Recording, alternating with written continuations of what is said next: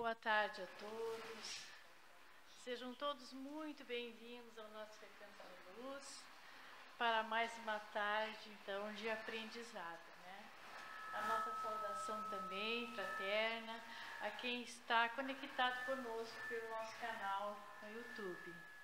Lembrando sempre, amigos, que nós prestimamos muito o silêncio, que é muito importante.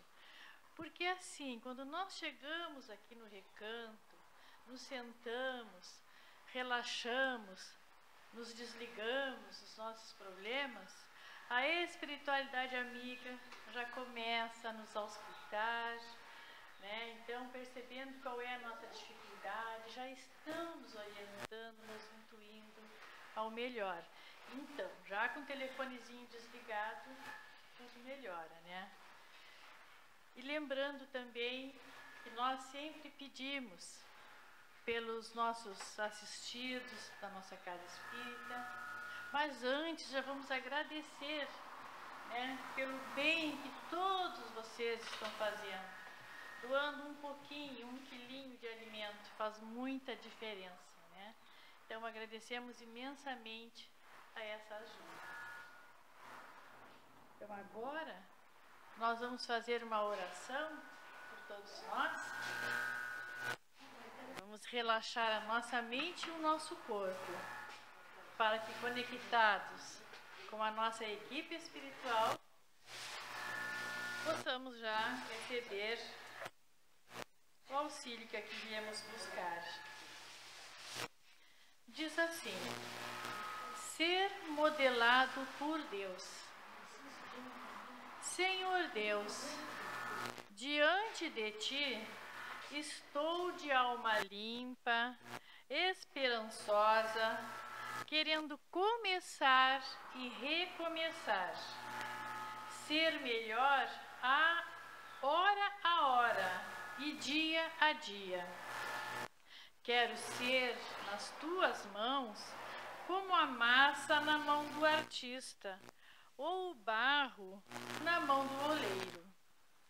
Modela-me, age em mim, de acordo com a Tua vontade, e arranca-me as imperfeições. Põe no lugar da minha vacilação a decisão, no lugar do despreparo, o preparo, no lugar do abatimento, a alegria, no lugar da dor, o alívio, no lugar da impaciência, a calma. És Tu, ó Deus, que fazes o meu sangue circular nas veias, que me dás vigor mental e que me equilibra as emoções. Por isso, se eu vacilar ou tremer, ampara-me. Se estiver para cair, segura-me. Se tiver em dificuldades, aumenta a minha inteligência. Se adoecer, dá-me a cura. O meu coração bate agora esperançoso. Sinto-me mais firme, vivaz e feliz, como uma bela obra nascida de Tuas mãos. Obrigado, Deus, muito obrigado. A nossa explanação da nossa tarde está a cargo da nossa amiga Silvia. Boa tarde a todos, encarnados e desencarnados também que aqui estão. Que o Mestre Jesus nos conceda a sua paz, para que possamos fazer uma boa reflexão sobre os seus ensinamentos na tarde de hoje. E o ensinamento para a tarde de hoje é do livro Pão Nosso, que nós estamos estudando. Esse livro que foi escrito pelo Chico Xavier, através do Espírito Emmanuel. E hoje nós temos o capítulo 9 para nós refletirmos.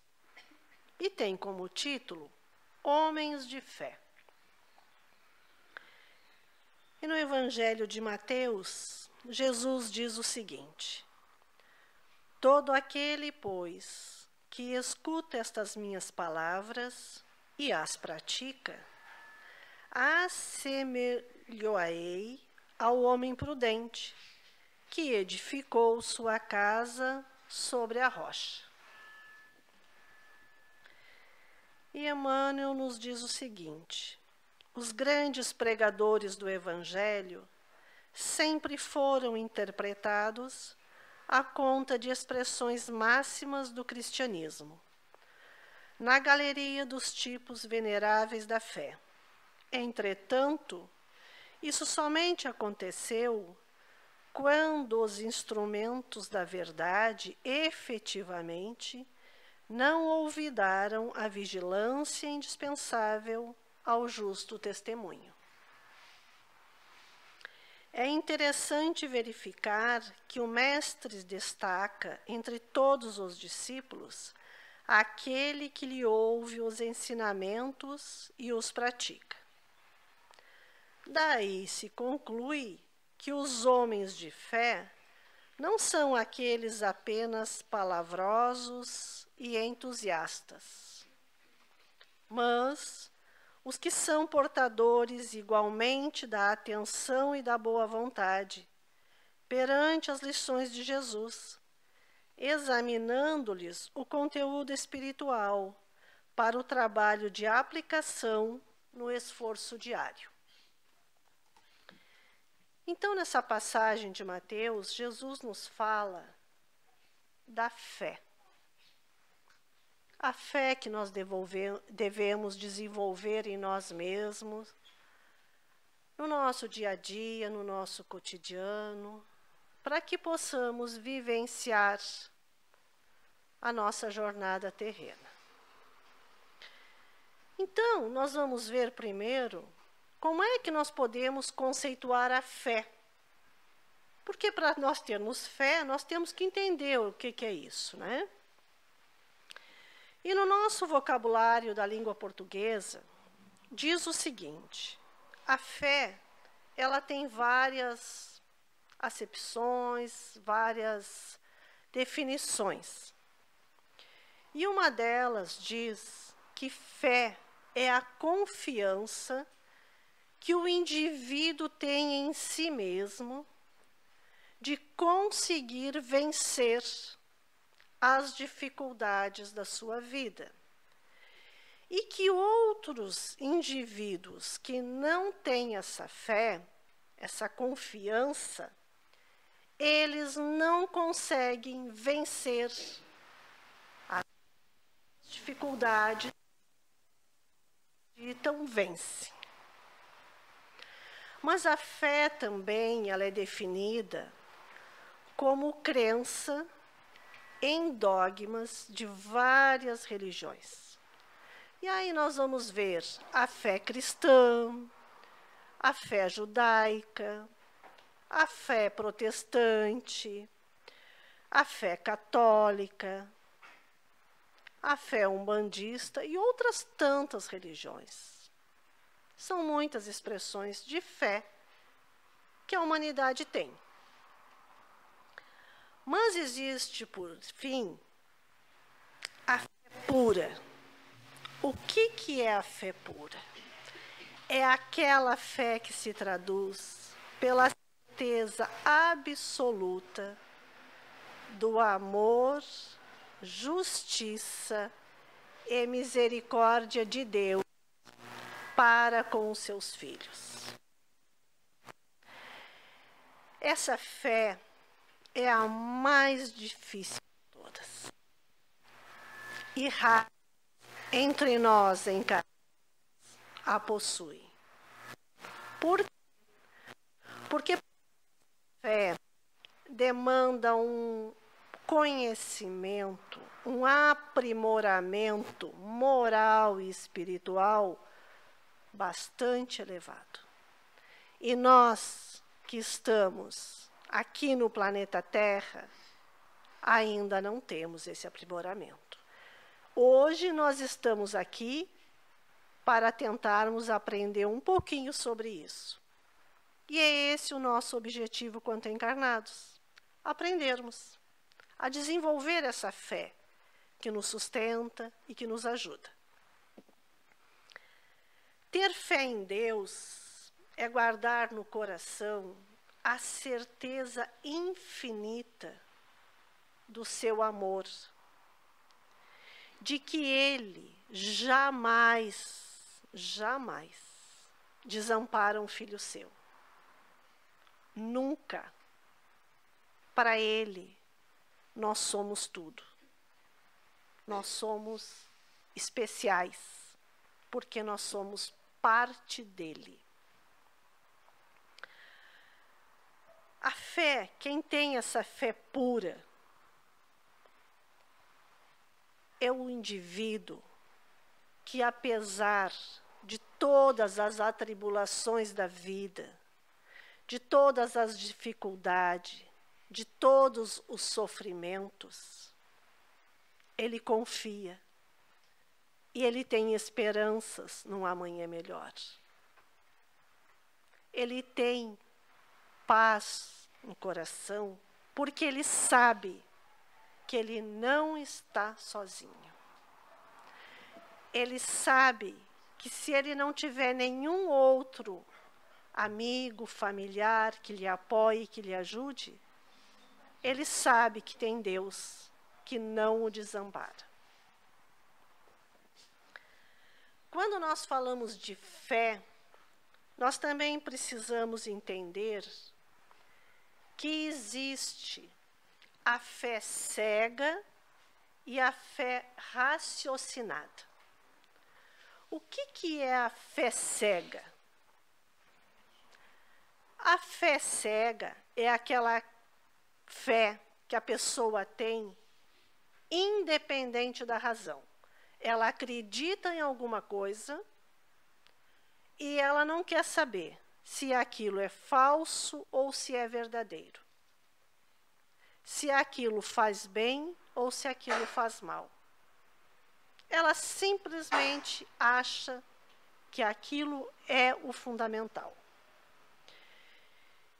E a fé cega, ela provavelmente, no decorrer da vida, ela vai causar decepções. Porque mais dia, menos dia, a verdade sempre vem à tona, ela sempre aparece. E aí, quem crê numa mentira, vai ver o seu mundo desmoronar. Isso é a fé cega. E a fé cega é aquela fé que leva ao fanatismo. E quantas guerras religiosas nós vemos no mundo por conta da fé cega. Uma fé que leve a uma guerra, ela não pode ser boa. E ela não pode ser o amor do Pai predominando. A fé raciocinada, não. É aquela fé onde predomina a razão e a verdade. É aquela que nunca compactua com a mentira. E essa é a fé que nós devemos procurar. A fé raciocinada, aonde a gente encontre as respostas para os porquês da nossa vida. Essa é a fé que nos sustenta. Essa é a fé que o Pai nos deixou através de Jesus, que veio aqui para nos ensinar há mais de 2000 anos. E nós ainda estamos engatinhando. Mas vamos aprender. E aí a gente se pergunta se existe alguma diferença entre crer e ter fé. E aí, no livro Consolador que o Chico Xavier escreveu, Emmanuel diz que sim, que existe diferença. Ele estabelece que a diferença é crer diz respeito à crença. O ato de crer em alguma coisa demanda a necessidade do sentimento e do raciocínio para que a alma edifique a fé em si mesma. Inspiração divina, diferentemente da simples crença, a fé desperta todos os instintos nobres que encaminham o homem para o bem e, como tal, é a base da regeneração. Também no livro Céu e Inferno, nós vamos ver que Kardec também nos diz que um espírito que trouxe uma comunicação disse o seguinte: explicou, na realidade, por que o Espiritismo não torna imediatamente perfeitos nem mesmo os mais crentes adeptos. Ele diz, esse espírito diz, que a crença é o primeiro passo. Vem em seguida a fé e a transformação por sua vez. Mas, além disso, força é que muitos venham revigorar-se no mundo espiritual. O que esse espírito quis dizer? Que não é por sermos espíritas ou por acreditarmos que é na doutrina espírita que nós nos transformamos. Nós só vamos nos transformar se nós pegarmos esses ensinamentos que a doutrina nos traz, aplicarmos na nossa vida, promovendo a nossa reforma íntima. Isso é ter fé. É quando a gente crê numa doutrina, a gente adquire os ensinamentos e trabalha, se esforça para eliminar as nossas imperfeições. Aí sim, nós estamos tendo fé de que nós vamos ser pessoas melhores, espíritos melhores, moralmente mais evoluídos.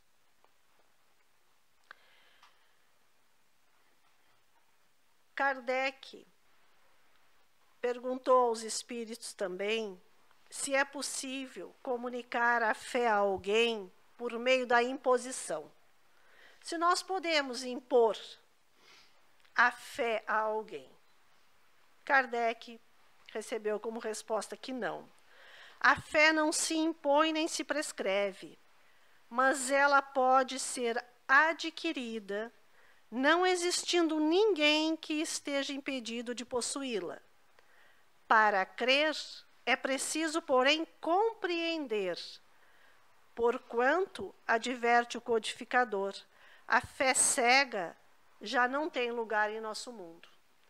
Então, num mundo de tantas informações, não existe mais lugar para a fé cega.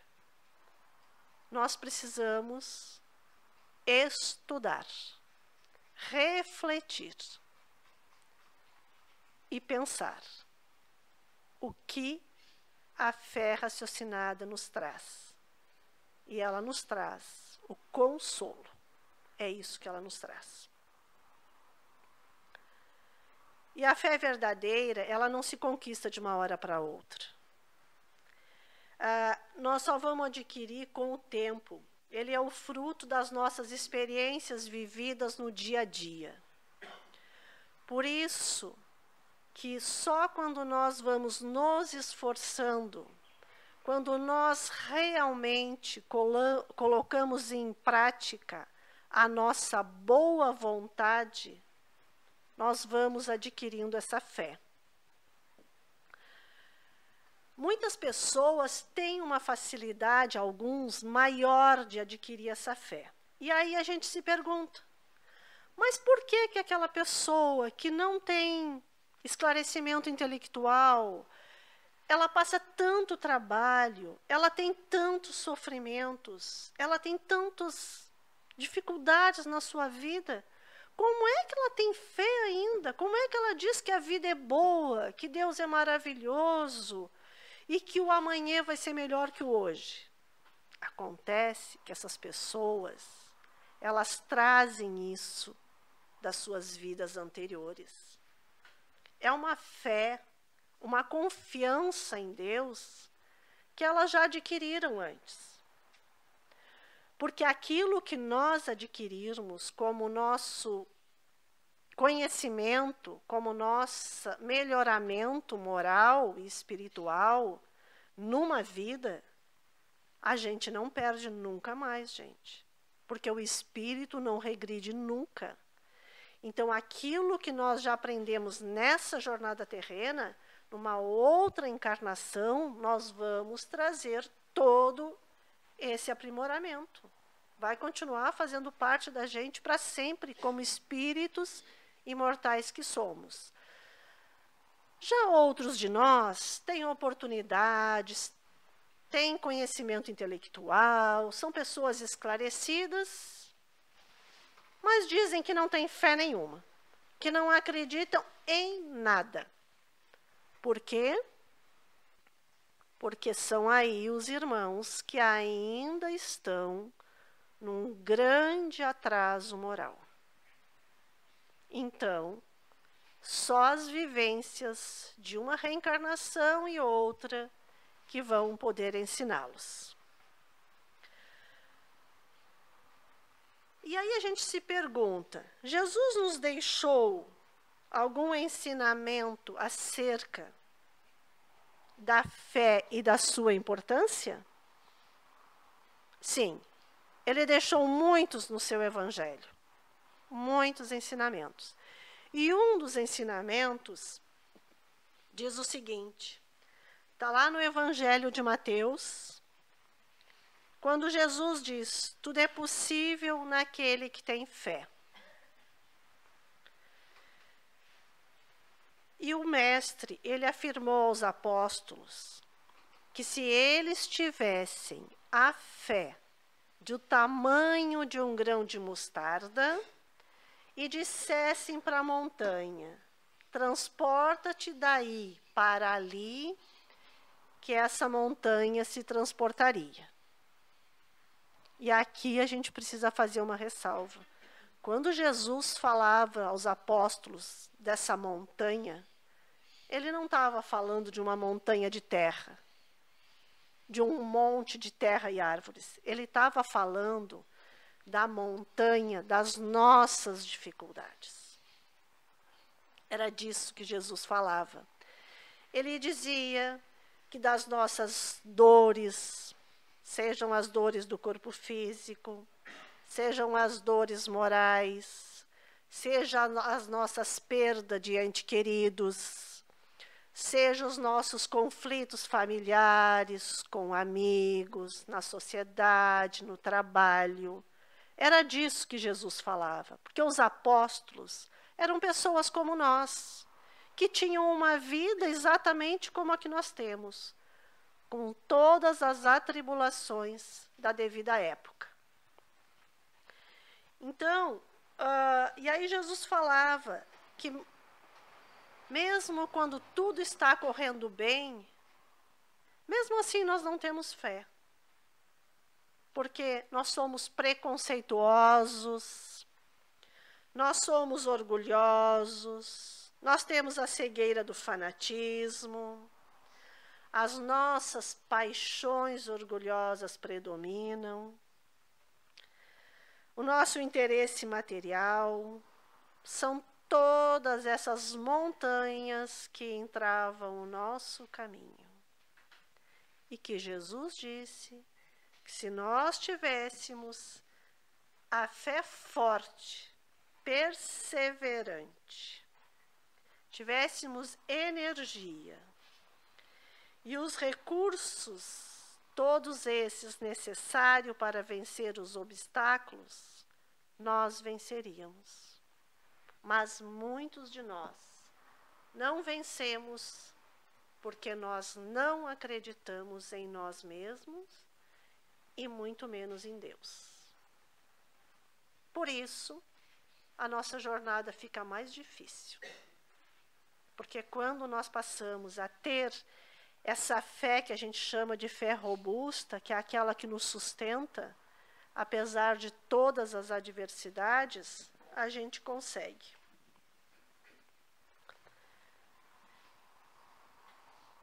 E quando a gente tem essa fé vacilante, essa fé que é bem frágil, nós nos deixamos influenciar. E por quem que nós nos deixamos influenciar? Pelos encarnados, que são os nossos adversários, por aqueles que não nos querem bem, encarnados e desencarnados.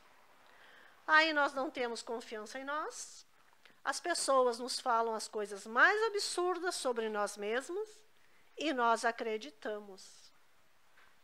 Os espíritos dos quais nós também somos devedores, né, já de erros de outras vidas, de coisas que fizemos, eles nos influenciam para o mal. Nós não temos confiança em nós, somos inseguros espiritualmente e acabamos nos deixando influenciar, o que nos causa muitas dores.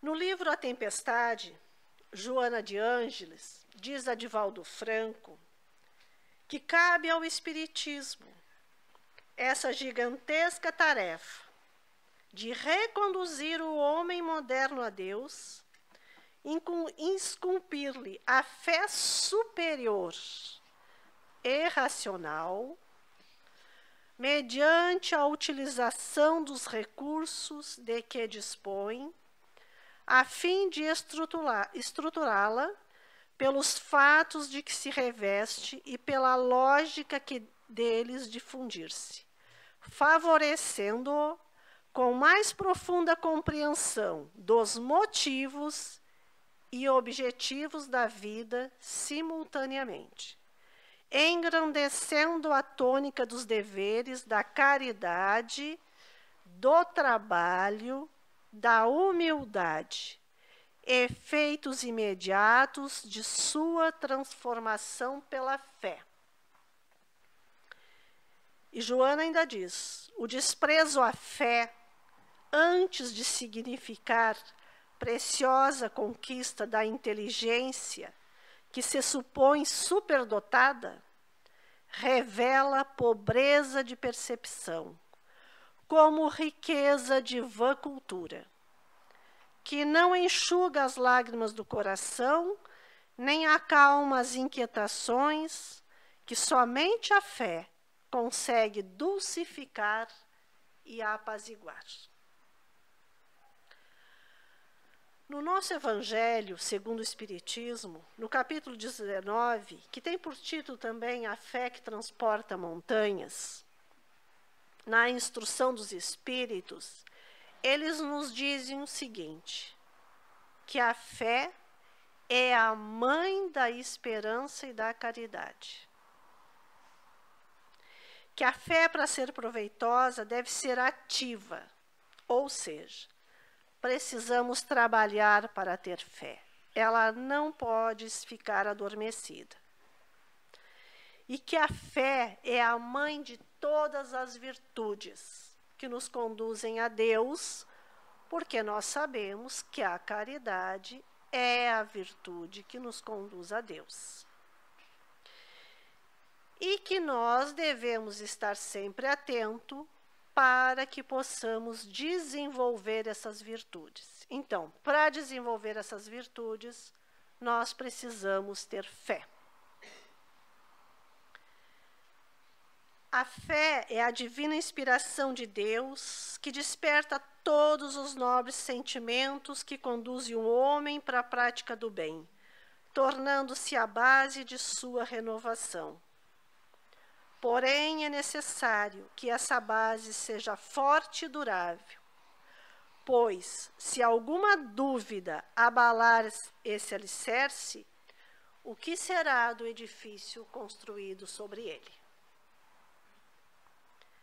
E os Espíritos nos dizem, construam esse edifício sobre fundações sólidas e que a fé de vocês seja mais forte que a zombaria dos incrédulos. Pois a fé que não encara a zombaria dos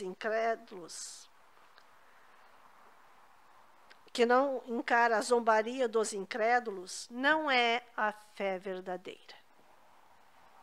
Nós precisamos acreditar. Então, que nós possamos, com todos esses ensinamentos que Jesus nos traz, possamos construir um castelo, mas um castelo de fé com base sólida, com coragem, com força, com perseverança, com paciência e com humildade. Que com isso nós vamos estar nos melhorando, nos reformando e crescendo e evoluindo. E tem uma mensagem para nós finalizarmos, que é o Chico Xavier recebeu do Espírito Meimei, e que diz o seguinte: confia sempre. Não percas a tua fé entre as sombras do mundo.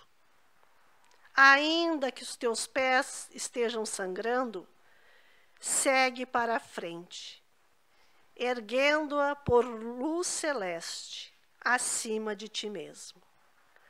Crê e batalha. Esforça-te no bem, e espera com paciência. Tudo passa, e tudo se renova na terra. Mas o que vem do céu permanecerá. De todos os infelizes, os mais desditosos são os que perderam a confiança em Deus e em si mesmos. Porque o maior infortúnio é sofrer a privação da fé e prosseguir vivendo. Eleva, pois, o teu olhar e caminha. Luta e serve. Aprende e adianta-te. Brilha a alvorada além da noite. Hoje é possível que a tempestade te amaranhe o coração e te atormente o ideal, aguilhoando-te com aflição ou ameaçando-te com a morte. Não te esqueças, porém, de que amanhã será outro dia. Que o Mestre Jesus nos brinde com a sua paz e seu amor infinito. Que assim seja. Obrigada, Silvia, por trazer essa luz de esclarecimento sobre a fé. Então, com fé no nosso coração e na nossa mente, nós vamos agora orar pelos nomes das pessoas que nós colocamos aqui nas caixinhas, encarnados e desencarnados, ou alguém que no momento vem à nossa mente, esteja necessitando de um conforto. Diz assim: conquistar a paz. Senhor Jesus, manda-me a tua paz, uma paz penetrante, envolvente, construtora e amiga. Uma paz como a que apareceu nas águas do mar da Galileia, quando aplacastes o furor dos ventos. Aquela mesma paz de quando dizias: a minha paz vos deixo, a minha paz vos dou. Não vos dou a paz do mundo, mas a de Deus, que o mundo não pode dar.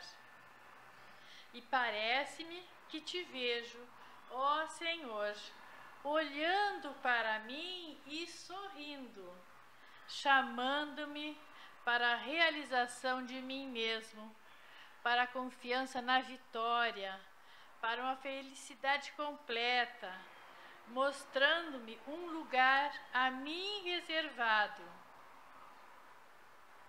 pleno de atividade, alegria e luz. Ainda necessito muito da tua paz, porque me sopram os ventos da adversidade e não tenho ainda contidos os furacões no meu coração. Mas, ante a paz que me dás, a calma entra em mim e me deleito na certeza de que já sou feliz. Assim sendo, sinto a tua paz. Obrigado, Jesus.